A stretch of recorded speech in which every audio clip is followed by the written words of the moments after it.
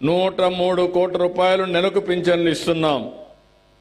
దీనివల్ల దగ్గర 33,000 కోట్ల రూపాయలు ఖర్చు అవుతా ఉంది. మన తర్వాత తెలంగాణలో 8,000 కోట్లు, కేరళలో 7,200 కోట్లు. ప్రజలు మీరు అర్థం చేసుకోవాల్సిన అవసరం ఉంది. ఇంత మునుపు మీరు ఒక్కసారి చూశారు, 5 సంవత్సరాలు తీసుకున్నారు, పెంచుతూనే పోతానని చెప్పి 200 రూపాయలు పెంచేవాళ్ళు. నేను ఒక మాట చెప్పాను మీ అందరికీ,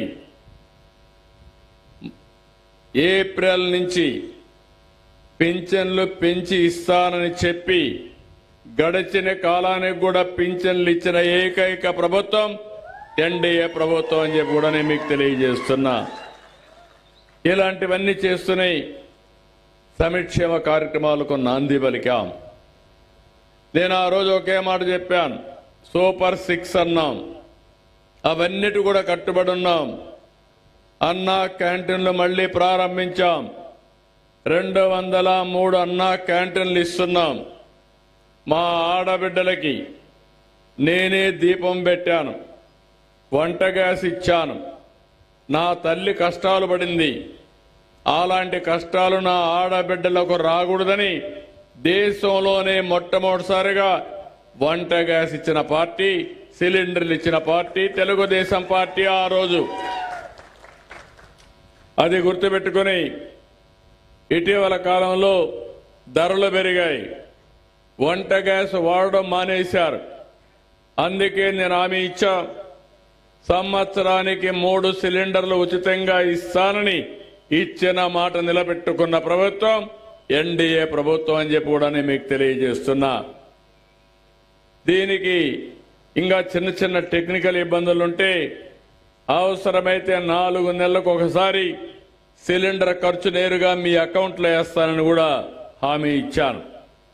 మొన్నే మీరు చూశారు, తల్లికి వందనం. నేను ఒకే మాట చెప్పాను, ఈరోజు ఒక్కొక్కరికి 2-3 పిల్లలుంటే పిల్లల్ని చదివించుకోలేకుండా ఇబ్బంది పడుతున్నారు. ఒకప్పుడు చెప్పింది ఎంతమంది పిల్లలుంటే అంతమందికి ఇస్తామని, ఒకరికే ఇచ్చారు.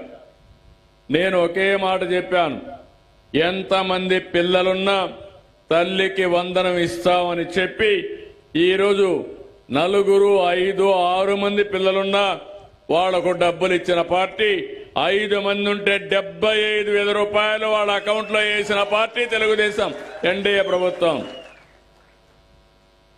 మీరెప్పుడు కూడా ఇవన్నీ గుర్తుపెట్టుకోవాలి.